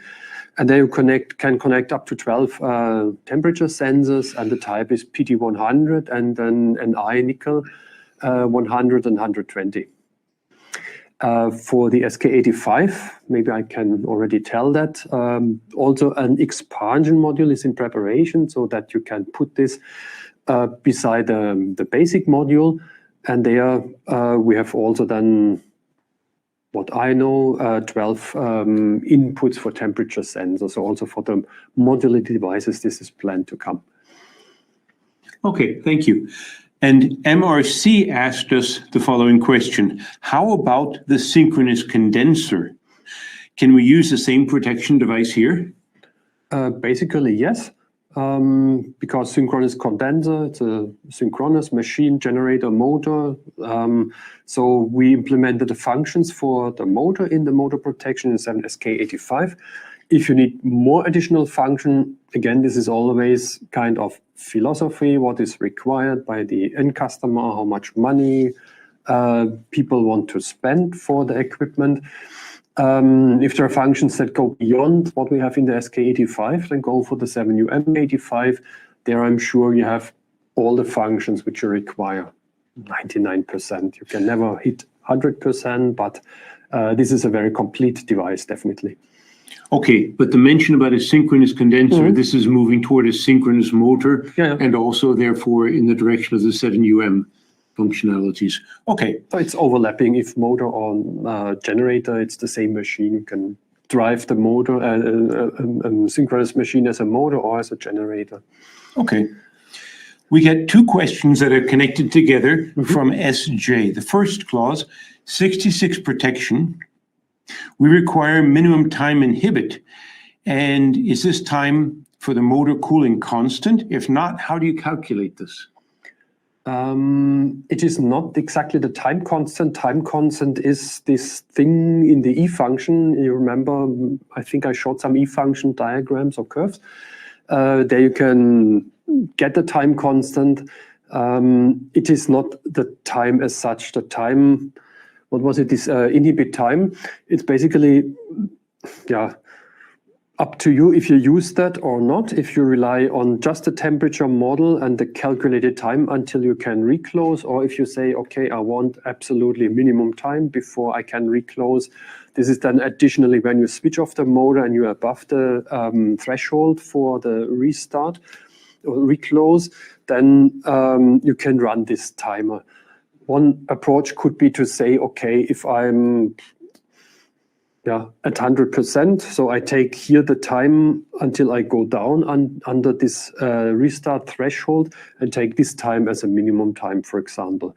There you need a little bit calculation because you have to calculate with the E functions, basically. So you have to see, okay, how is the temperature going down? For the cooling, we have an extended time constant. So it's a factor which is multiplied on the time constant. That means you need to know the time constant. There we have, I gave you some formulae in one of the slides, how you get the time constant from the parameters you put into this thermal model. And then with the multiplicator, you have then a time constant for the cooling down. And then you can calculate from a certain temperature, if you go down to the restart threshold, how much time this takes. I'm thinking if maybe I put a set of formula together so that you can calculate that time if I don't find it in the slides. I'm not 100% sure if this time is mentioned somewhere in the slides. I think I put it somewhere in, but okay. Okay, and as Klaus mentioned, maybe some additional information will come. We will answer these questions in writing also afterward for all participants, and so therefore you'll get another chance to see the questions and the answers next to each other. Exactly. Okay, and SJ also had a second part of the same question, Klaus. I'd like to know about the ANSI 66 protection to be set based on a counter method or thermal method. And if in the counter method, what confirmations do we need from the motor vendors? The counter means, as you saw in the slides, that you get some information like you can make so many starts in a certain time. For example, 2 starts in 1 hour, and then if you want to start again, you have to wait until 1 hour from the last, from the first start has elapsed, and then you can continue with the next start. You can use both principles in parallel. The one who blocks wins, basically. It's that easy. So if the timer stage or the counter stage says, no, you cannot close, and let's say the temperature calculation would allow that, then it's still inhibited and you can reclose only when your counter stage permits again to close. Okay, we have one more question we'd like to cover right now from AG. And the question says, can you give us an example of how we can test the thermal replicate rotor function and also the ANSI 49R function? Okay, so they are both related, as you know. The 49R function is basically just giving a warning or the pickup and the tripping if the thermal model reaches the 100%. How to test this? Again, you have to know how the E function goes, and I think the formulas are in the slide somewhere where you then can calculate the temperature, and then you can just measure the time. You put in a certain current, maybe you reset the temperature of the rotor first, then you start with 0, put in a certain current, and then see if the relay trips after the expected time. That comes with the E function, basically. Okay, so for now, Klaus, I think we're finished with questions. We'll come back again with some more. We've already picked up some of the questions you've asked that will fit better with the third part of the subject area. Some people are asking in advance for issues that we're still going to cover. So, Klaus, let's finish up now and then bring more questions. Okay, enjoy the third part. See you soon. Thermal protection for the rotor. And this is all about the negative sequence count protection. We distinguish basically two issues. The one is the loss of a phase. That means maybe one fuse has tripped. Then the motor sees these voltages here, so completely unsymmetrical. And the result is a negative sequence current system. Since this is open, the current flows in and out. And if you put together the three systems, so the zero sequence system is zero, so it's basically those two systems, then you get the two currents which are in opposite direction, as we see here, in out. And this is a big stress for the rotor because the negative sequence impedance of the rotor is much smaller than the positive sequence impedance. That means the resulting current is also higher and the resulting heating up as a consequence. So here we need to react fast, and therefore we can use a simple overcurrent stage based on the negative sequence current. And we find this again in the settings here, motor or motor stator function group. And then we have here a setting for the classical normal negative sequence definite time characteristic. And here we can set two things. First, I have to say, when do I want really to work with this negative sequence current? And here I decided, okay, I want to have at least 10% nominal current. Below, it doesn't make sense because there is not a situation that the motor is running and whatever. It could be a strange situation, so not a normal one. So this function is only active if I have some share of really nominal current, 10%. So this is then the 64 amps. And then the stage as such. I have two thresholds here, and it's also kind of experience or practical values. So the first one I set to 40%. If I have such a situation, the negative sequence current goes much higher under nominal conditions, let's say, of the motor, because the voltage drops down in total and then the current increases. So I get, in reality, easily higher values than this 40%. And here I have a tripping time of 3 seconds, so I don't wait really a long time. I give a little bit time to see if this is really an outage of the phase voltage here, and then I give a trimming command. So we have a second effect for negative sequence current, and this is a voltage unbalance. So here we do not have one phase voltage completely missing, but we have just a small unbalance. Maybe one phase is a little bit smaller, the other a little bit higher or bigger. And then we get a relatively tiny negative sequence system for the voltage. But now the effect comes again into the game. The negative sequence impedance is much smaller than the positive sequence impedance. So a tiny part of negative sequence voltage will create a relatively big part of negative sequence current. This is what we see here. So as a rough estimation, we can say 1% of U2 gives me something like 5 to 6% of I2. So I have also to do something here. And here we get relatively small if you compare it to the outage of one phase voltage, where we get really negative sequence current like 50–60%. Here we get smaller values, and here we work again with a thermal model behind, because we don't want to trip too fast and not too late. So we try to estimate also the effect we get from this negative sequence current on the rotor temperature. Therefore, it's called unbalanced load protection, because we have this thermal model behind. Good, let's have a look on this thermal model. You recognize maybe it looks pretty much like the one for the starting time supervision. So we have here also a switch which is open. That means we do not permanently calculate this temperature. We just go if the negative sequence current exceeds a certain value, then we work with this thermal model here. So we need also a starting value again, otherwise tiny power that flows in here coming from this negative sequence current will load up here this thermal capacitor, and the temperature will go to theoretically infinite because the switch here is open, so nothing goes away here. Therefore, we need the starting value, and the starting value is, after some maths, okay, I first have here the tripping characteristic. So it's again a relatively simple tripping characteristic. So it's an inverse time square with a negative sequence current, basically.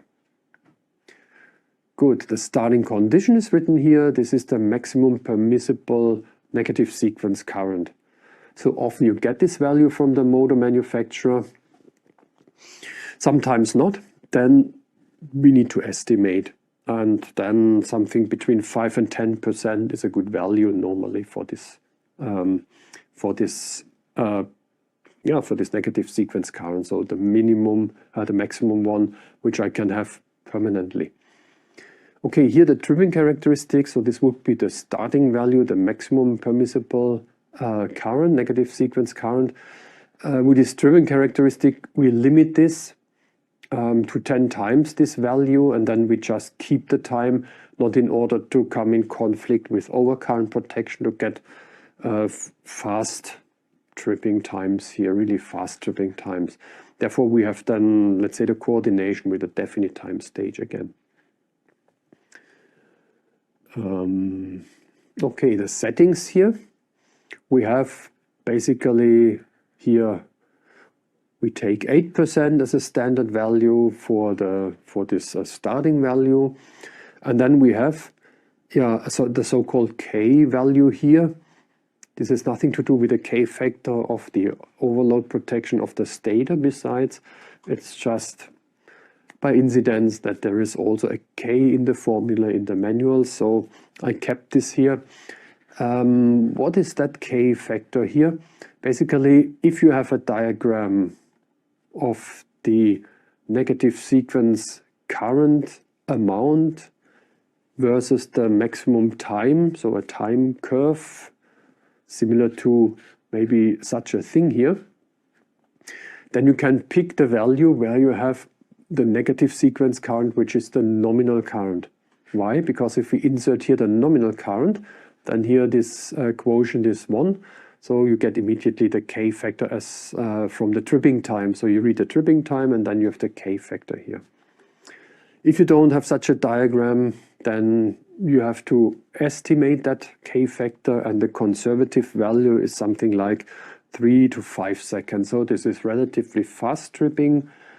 If you have characteristics, you see that you have partially values like 10, 15 seconds or even more here. So with this 5 seconds, you are quite good on the safe side.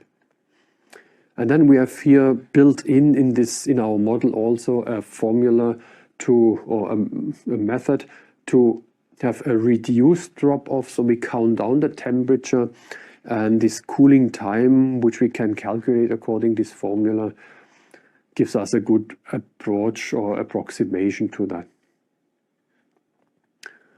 Good. Then the load jam protection. Now we leave the thermal model and the protection of the rotor. Now let's have a look on this special function, which I already mentioned. This is to protect the driven machine. So if there is a load jam, for example, a chunk of stone or coal or so, which blocks this machine, or maybe temporarily only or permanently, then we have two possibilities. Either we have such a function, or if not, then the rotor is blocked in the worst case, so then the thermal functions for the rotor come into the game, or also for the stator, depending who is faster. But anyhow, these are slow functions. That means the time this situation remains depends on the maximum temperature which is allowed in the rotor or in the stator, and this can be a long time. And that's not really a good solution, because in such a case we maybe want to trip fast to safeguard the driven machine. Okay, therefore we have a load jam protection that detects rotor locking, or a load jump, means a much heavier load situation somehow, which I don't want to bear, to carry on with. And the criterion here is a simple higher current, a current jump. And the second criterion is this is only active during the running state of the motor, because otherwise this function would also trip on the starting current of the motor. So we need absolutely to separate those two states.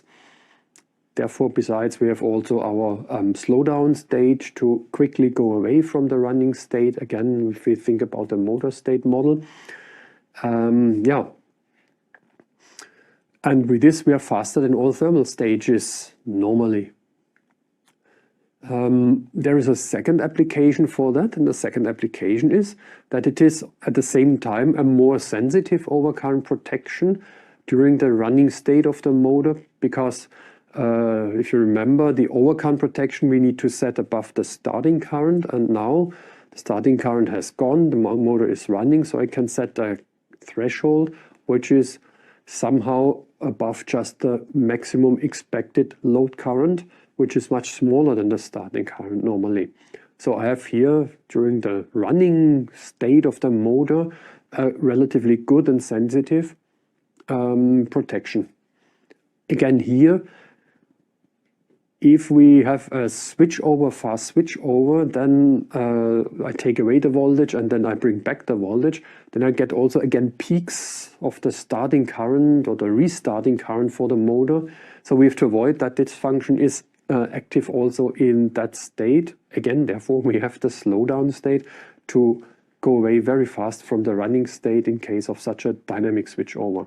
Okay, but that's just as a repetition apart. Yeah, the settings, very simple. It's an overcurrent protection. Here I choose 2 times nominal current. This depends really highly on the situation. What is the maximum expected current compared to the normal load current here? And here you can adapt. Another idea could be to find out what is the breakdown current. If the breakdown current, that means the current which I see before the motor comes to standstill, if the load becomes too big. If I'm above the breakdown current, I will slow down to 0, so I can shortcut this and switch off the motor in such a case. Okay, then yeah, we have a threshold for warning, threshold for operate. So the operate threshold normally is higher than this for the warning. Again, this depends what is driven by the motor. So you have to look here, what are reasonable settings for that. This does not really come out of the motor data because it's a protection of the connected machine. Yeah, this is what I already said. We have to see what are the expected normal load currents and what are the tolerable maximum currents here. Good, so this was it. Basically, what we consider the main important functions for the motor protection. What we did not talk about is that we have sensors and we can then detect the temperature of the bearing or of the stator winding. Basically, we have here also the possibility to add some definite time stages with different thresholds, so a warning and a tripping stage, depending what is the maximum allowed temperature there, for example in the bearing. And what we did not talk about is the under voltage protection. So this depends what is the maximum voltage drop you expect or what is possible for the motor still to start up. So if you drop below that voltage, you want to start a motor, this will not end good. So therefore, or end well, so therefore then you can use the under voltage function to shortcut this process. Then you save also the heating up of the rotor of the motor unnecessarily. Okay, finally I would like to talk a little bit about some additional functions and tools that help make easier the life. First of all, with a startup recorder, this records the startup phase of the motor. We can record currents, voltages, power, so analog values. We can also record binary signals like the circuit breaker close command, the status of the motor. It is a function which we have as a standard function built in all SIPROTEC 5 relays. And this is the slow scan recorder, which we took over from our fault recorder, the 7KE85. So this device has already all these recording functions, and in the SIPROTEC 5 protection relays, we took over a kind of fault recording or recorder light. So we have built in all these recorders, and one of these is the slow scan recorder, which we use for the startup recorder of the motor. Okay, so this can be displayed, this record, since this is a simple standard COMTRADE format, so very compatible, can be displayed with a standard SIGRA of the Dixie 5 software. It can be shown with a SIPROTEC with a Siemens COMTRADE viewer, with a SIPROTEC 5 Web UI, or any other COMTRADE viewer. So here's an example how this can look like in the SIGRA, for example. So we have here the voltages, 2 of 3 voltages, because my screen was not big enough. So the first is missing, of course. We have all 3 phase voltages, then the currents here. And then I put here some binary signals to show also this. And you see here I have the states. What is the purpose of such a starting record? The purpose is that I can verify the most important parameters during the startup, like the currents, like the starting time, the voltage which I see. And I can see over the time, if I make a comparison, if there has been changing something over this time. Yeah? If the voltage drop is now stronger, if I have a longer startup. So this could be all indication that something slowly gets worse in the motor, in the system. So I can verify changes in the behavior. And that's possible because I can store hundreds of these motor start records in the SIPROTEC 5 relays, because we sample just, we have no samples in these records, but we have measurement values. And depending on the sampling frequency for these measurement values, if you take just 1 cycle or 5 cycle, which is something like 100 milliseconds or longer, depending on this, you can store more or less records here. So generally you see numbers like hundreds if you go into the Dixie when you make the settings for this slow scan. That means over a relatively long time you can see if there are changes coming from the past. Okay, here we have the settings. We have a maximum record time. Good. Then the pre-trigger time in seconds, the post-trigger time in minutes, because it comes from this slow scan record, and here normally the time scale is minutes and not seconds, like in a fault record for the protection. And then we just decided to add 1 digit, so 0.1 means 6 seconds. Now it depends on what you trigger. If you trigger on the close command, then you need to set this post-trigger time as long as your longest startup time of the motor is. So how long you want to see this the data. You can also use, for example, the motor state starting. Then this will be active until the start has finished. Then you can choose the smallest post-trigger time, because then it's kept alive, the triggering, until the state goes to the running state of the motor, for example. Okay, here we see the averaging time. So this is the number of cycles. If I set 5 cycles, that means every 100 milliseconds I create a measurement value of the past 100 milliseconds, so the RMS value, what I measure there. And this is stored, and this is what we see here in our record. So you see this is like RMS values. And in that case, the cycle time I put 100 milliseconds. Good. The standard assignment that comes already with the application template for the motor protection is this here. So we added the state of the motor, then the currents and voltages if existent, and the close command. So consider this as the base configuration.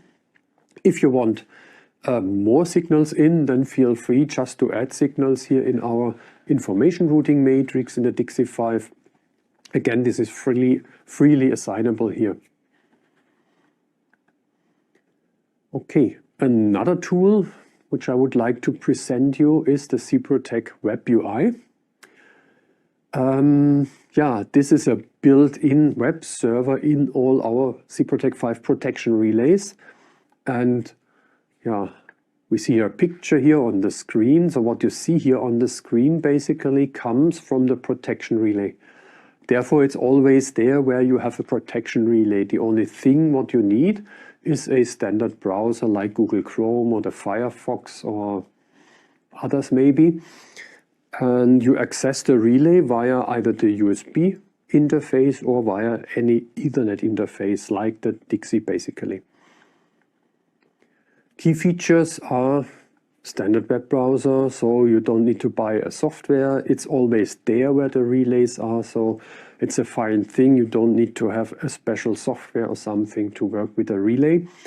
All these tools I now present, we thought to consider as an add-on to the Dixie. Basically, the Dixie is the engineering tool to do everything, also the engineering between various relays. If you think about communication between the relays, goose communication.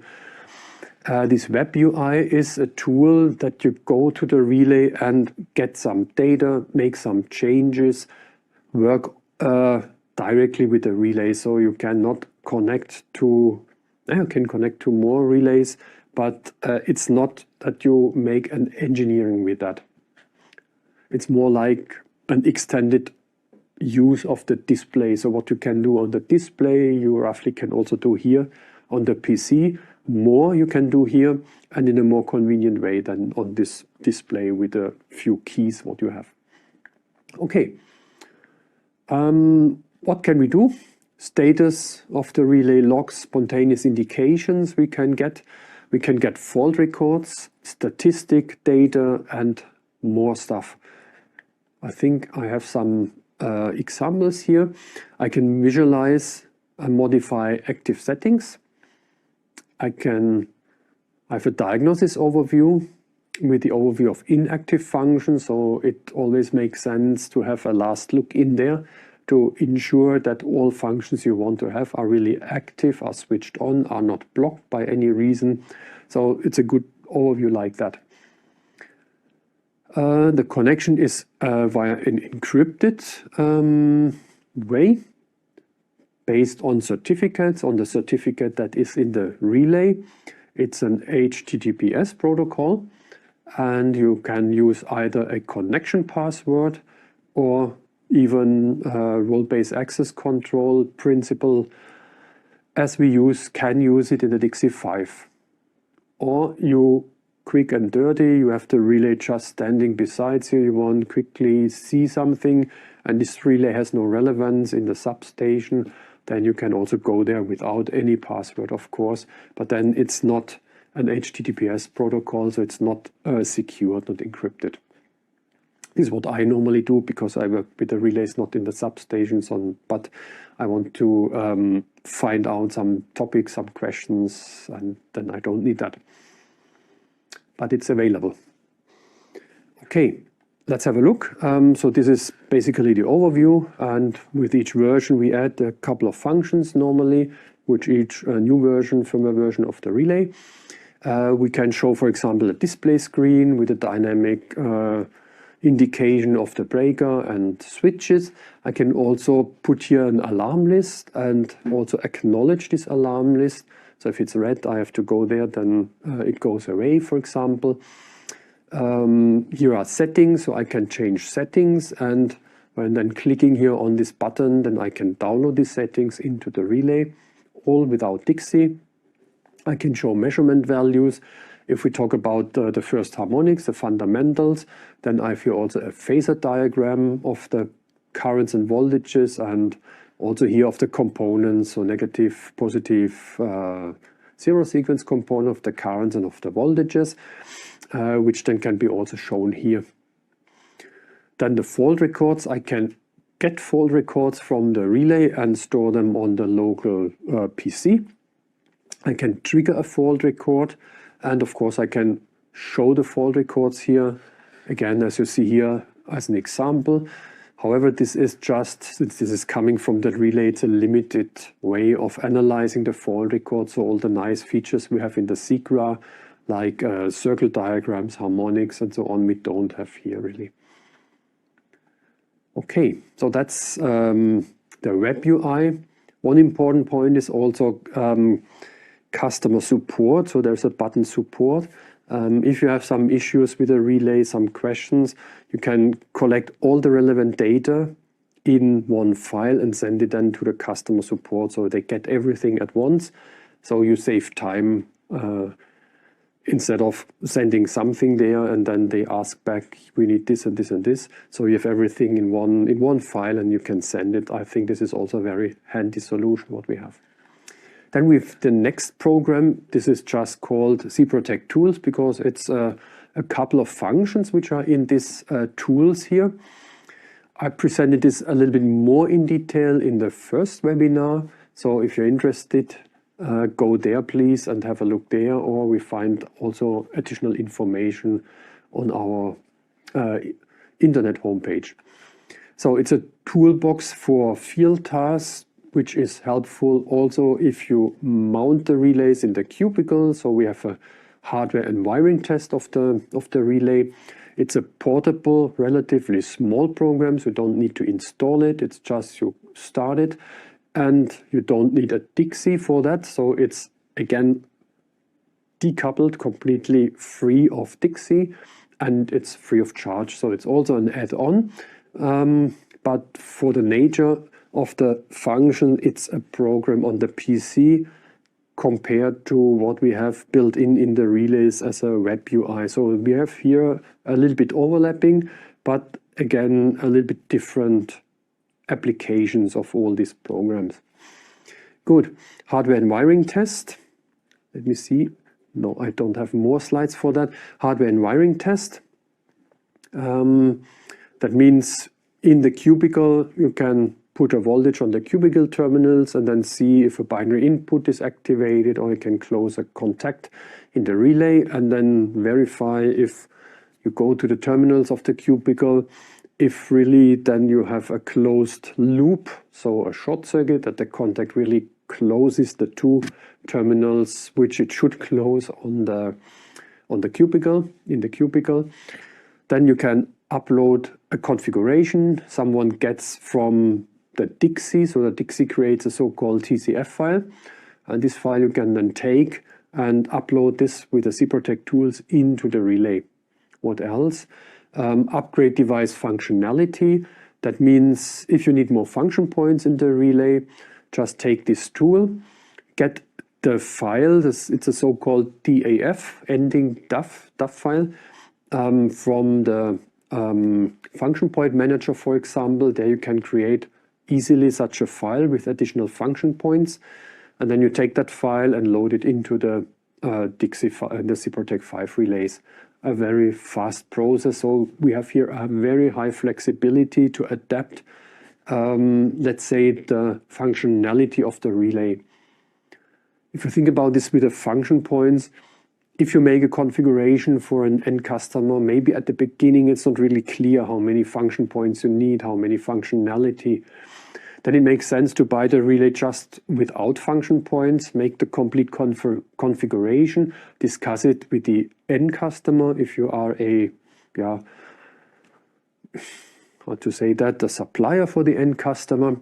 And then if everything is agreed, then you buy exactly the function points for your application, and you get this file in a couple of minutes.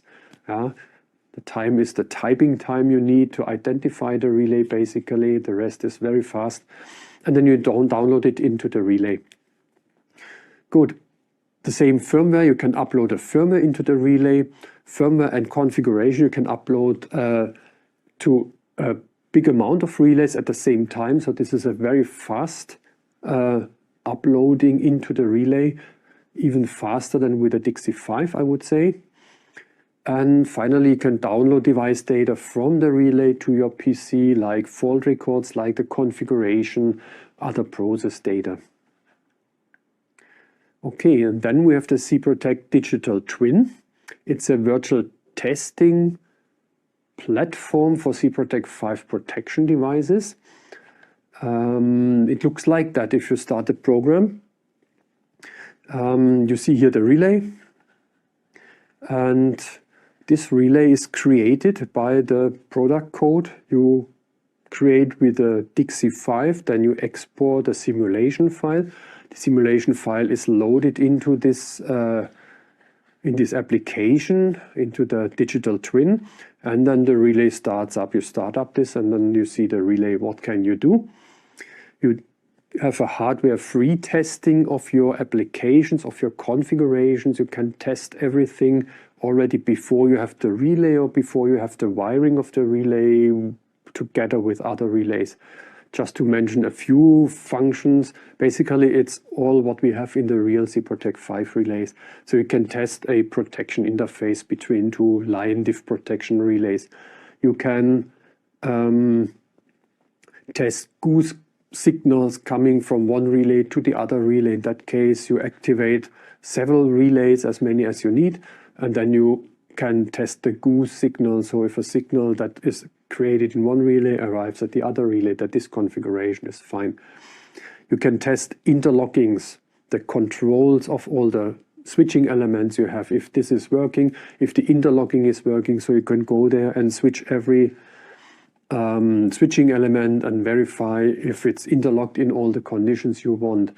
In the same way, if you use our function for a on-load tap changer, a voltage regulation function, maybe even for parallel transformers. So also there we have a goose connection between various relays.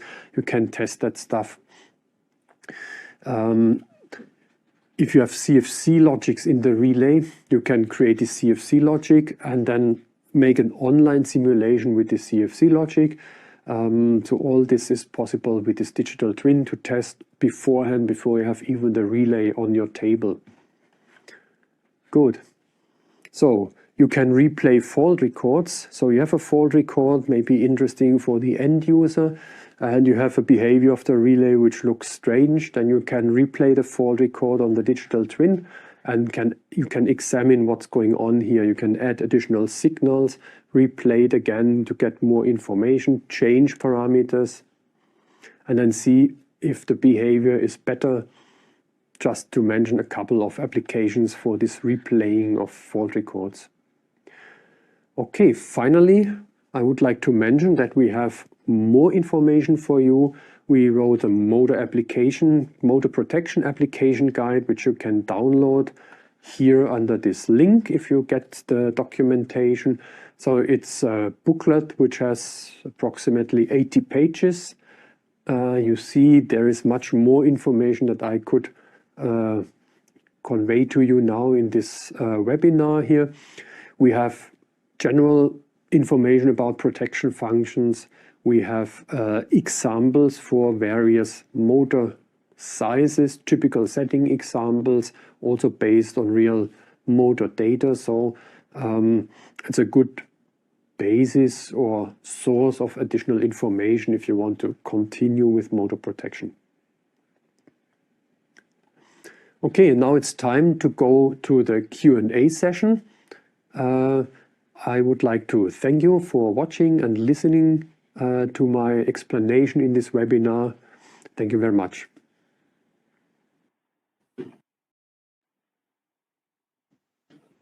Okay, Klaus, now we've reached the end. And this has been almost, yes, but it's been a relatively long time, and there's been a lot that you've talked about today. Yeah. We have a few more interesting questions I'd like to go into about this last session.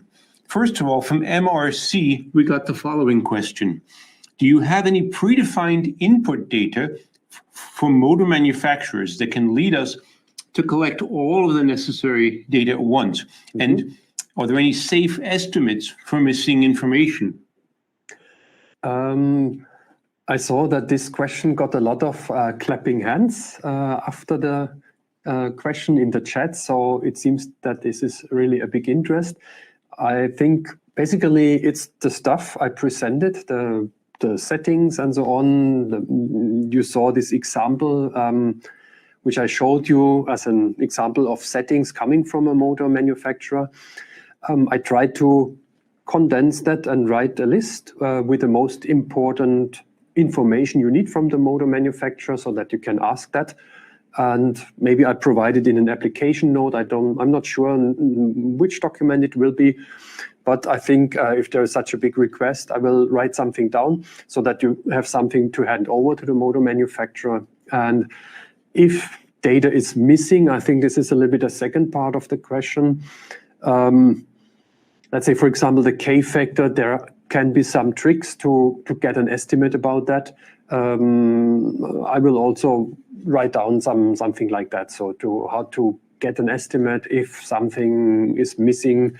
Better, of course, is to ask and get the data from the motor manufacturer, because then if it's an estimate and it's wrong, then maybe it's your responsibility. If you get the data from the motor manufacturer, you have sure data. So it's always better to get that data. But a few tricks I know I will write down as well somewhere. Okay. Another question. In the last question phase, we asked for some feedback from PS. And we've gotten some information about that now. He said, I'm talking about the instantaneous stages, and you have second and third parameters. How must we use these parameters? Do you understand which functionality he's talking about? I guess I'm not 100% sure, but I think it's about the overcurrent protection, these instantaneous stages. I showed how to make the short circuit protection for a motor. And the second and third parameter, the second is operate and fault record blocked. This is a general setting of all protection functions or all stages, more or less. You find them everywhere. This is basically if you don't want to trip on a function when a function has picked up, of course, but then also give the operate command. You don't want that this is treated as a tripping, but then in that case, if you say yes, operate and fault record blocked, yes, that means you will not give an operate signal, which then goes into a tripping signal at the end. But you have another signal, which is always there as an information operate delay expired. And this is then like a signal, a simple signal, basically. And fault record blocked means that in that case, there will be no fault record started on this action. So if you say no, which is the standard setting everywhere, then you will get this operate signal, which transforms to a tripping command in the function group circuit breaker. And you get also the fault record. And the third parameter is about inrush. If there's a transformer somewhere in between, so you have a transformer and then the motor, then you should consider inrush blocking. If you just have the motor, there's not really an inrush with second harmonic and that stuff that is typically for the transformer, then you don't need this inrush blocking. So I hope these are the two parameters you were aiming at. If not, please leave a comment again and explain which parameters you wanted to get explained again. Okay, thank you. We hope that was what you were looking for to PS. And now TS asks the following. From the TIA portal, by way of Profibus, can SIPROTEC configurations be done like that? So SIPROTEC 5 relays can be configured mainly via the Dixie 5 and nothing else. We have an exception, that is the web UI. Here can also change settings. Single settings, not all of them, like you can do from the front panel of the relay, but configure the relay from remote per default is not possible. Now there's maybe one topic where I don't know now. If you talk about settings for the communication, so which signals should be sent or something like that, I must admit I'm not the communication specialist. I will check that with our colleagues and then answer if there could be some possibility like that you can make a kind of standard configuration from remote. Okay, we also got a question. You talked about SIPROTEC tools and Web UI, and they seem to be the same thing. When should you use each one? Yeah, not really the same thing. If you figure it out, then you see that tools can be used during the installation for testing of the wiring, for example. You can use it also during the commissioning. You can, for example, download the firmware into the device, download the configuration into the device, upgrade the device functionality by downloading this dev file that contains the function points, for example. All that stuff the Web UI cannot do because the Web UI is built in each relay, in each SIPROTEC 5 relay. It's like a server for your web browser. What you can do with a Web UI, on the other hand, is so you can use this more during the commissioning and the normal operation. So this is more the focus. You can, for example, trigger a fault record and download a fault record, or download fault records in the relay without triggering. Also, that is possible, and save it on your PC. You can change single settings of the device. You can read out all kinds of logs which are in the device, and a lot of more stuff which I don't have the time to explain, not even in the webinar as such. But these are all actions you cannot do with a SIPROTEC tool. So it's really a subdivision of tasks. Maybe we have here and there some tiny overlapping, but basically it's two different topics. Okay, but on a related note, Klaus, we also got the following question. You showed additional tools and functions. Are they included when I order the SIPROTEC 5 device, or do I have to order them separately? So one tool is included. This is the Web UI, because the browser you have on your PC and this Web UI interface, or the surface, what you see on your PC comes from the relay. Therefore, it comes with a relay. The SIPROTEC tools is a separate small program, portable program you can download from the internet, from our industry portal.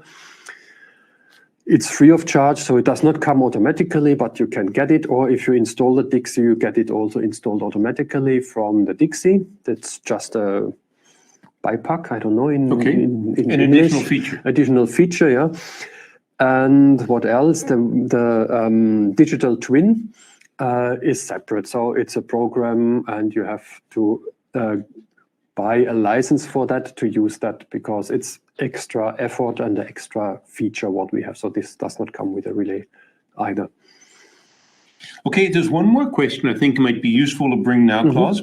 SZ asked about standard slow scan recorders, and if there's any inconvenience, any concerns about the trip record file, for example, in size. So basically they are separated.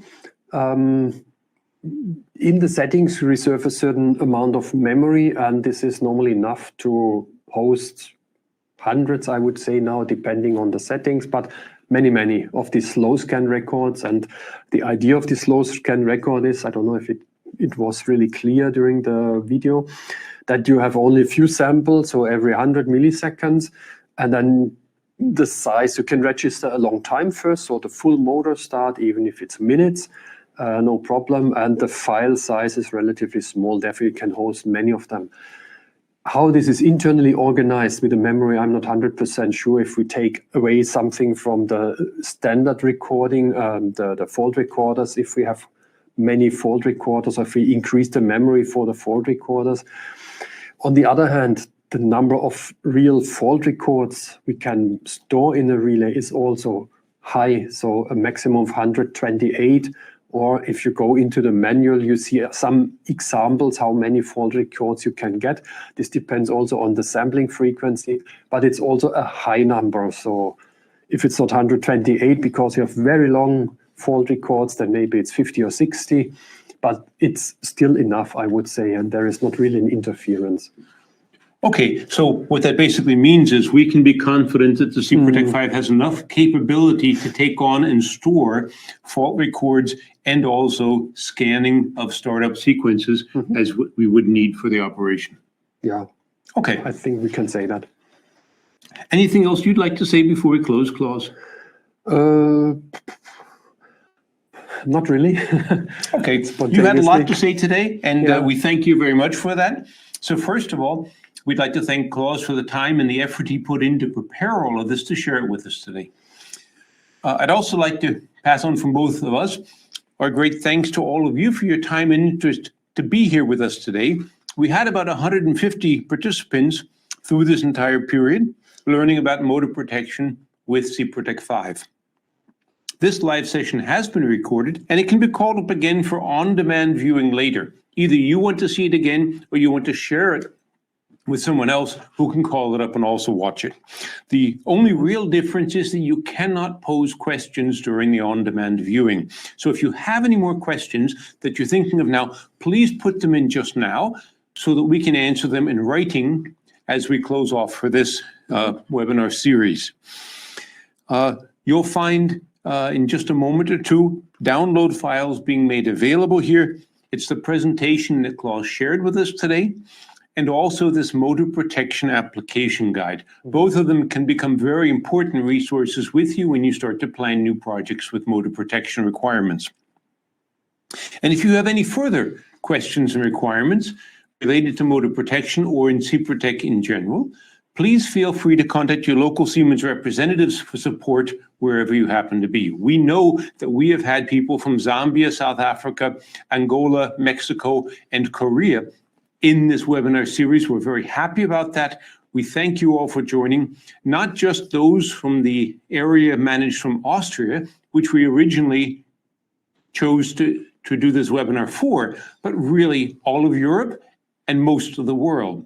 It's great to see the interest. It's great to see the participation. We thank you all for your time.